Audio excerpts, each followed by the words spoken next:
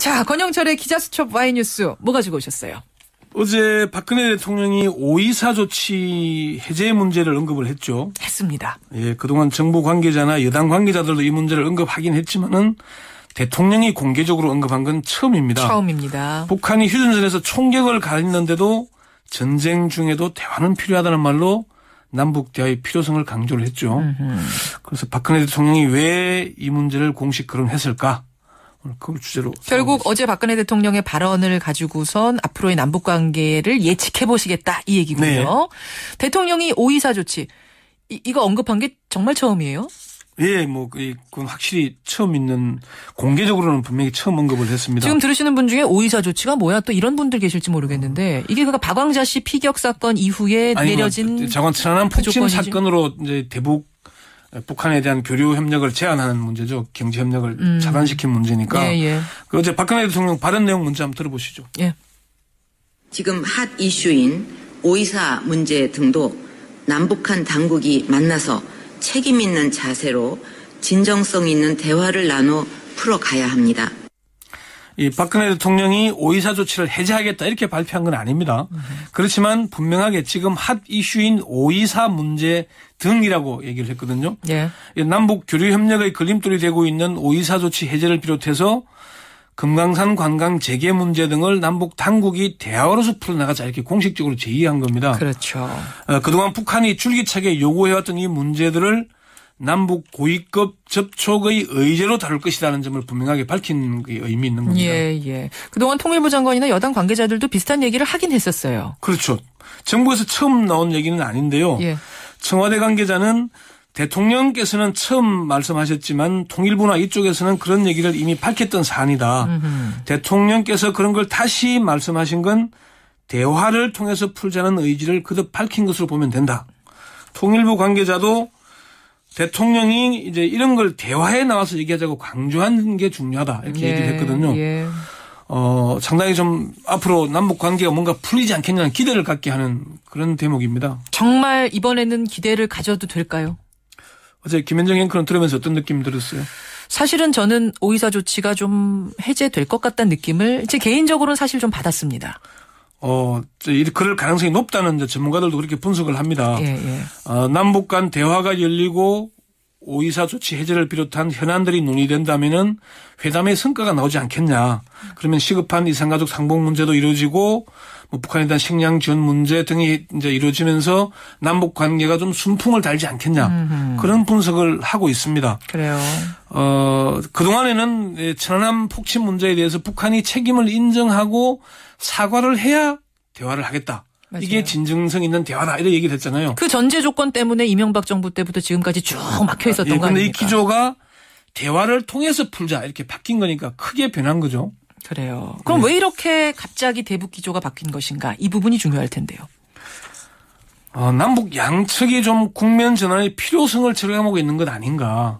가만 보면은 남쪽은 남쪽대로 북쪽은 북쪽대로 남북 대화를 통해서 뭔가 좀 해야 되는 거 아닌가 하는 그런 필요성을 느끼고 있다. 이런 분석들이 나옵니다. 어허. 박근혜 대통령도 1년 반이 지났는데 뭘 했냐라고 보면은 세월호 참사에다가 사실 실제 한 게 없죠. 11년 동안 국정원 대선 개입 문제 등등 와서 이루어진 게 없고요. 경제는 경제대로 침체되고 있고. 예. 북한도 김정은 체제가 안정이 된 것 같기는 했는데 북미 대화의 진전이 없죠. 북중 관계도 냉각 상태죠.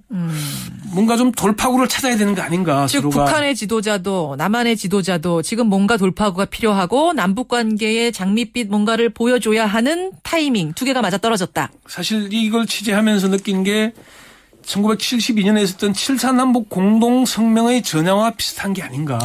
남북 양청이 남북 대화를 통해서 뭔가 돌파구를 이뤄야 되는 그런 필요성에 공감하는 게 아닌가 하는 그런 느낌을 받았습니다.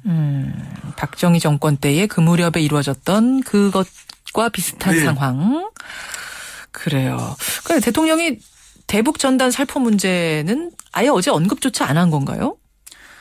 휴전선 총격이라고 언급을 하긴 했는데요. 예. 대북 전단 살포 문제에 대해서는 가타부타 언급을 하지 않고 넘어갔습니다. 아하. 사실 이게 이제 앞으로 남북 대화의 걸림돌이 되지 않겠냐 이런 전망들을 하잖아요. 그렇죠. 그런데 박근혜 대통령이 이 부분에 대해서 정리를 했습니다.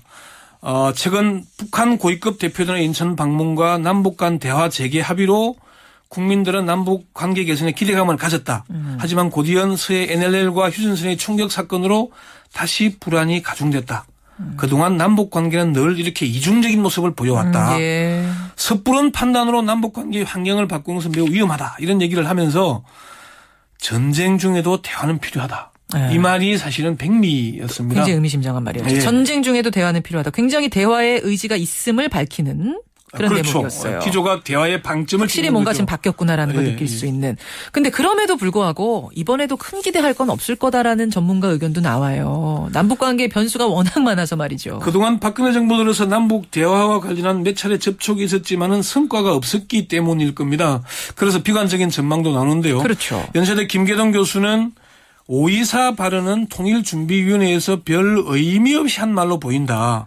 북한과 대화를 하려면은 대화에 맞는 환경을 조성해야 하고 정부 내 관련 인사들도 대화를 할 의지와 능력을 갖고 있어야 되는데 그런 점이 별로 보이지 않는다. 어제 발언 별 의미 없다라고 보는 전문가도 있는 거군요. 그렇게 있고요.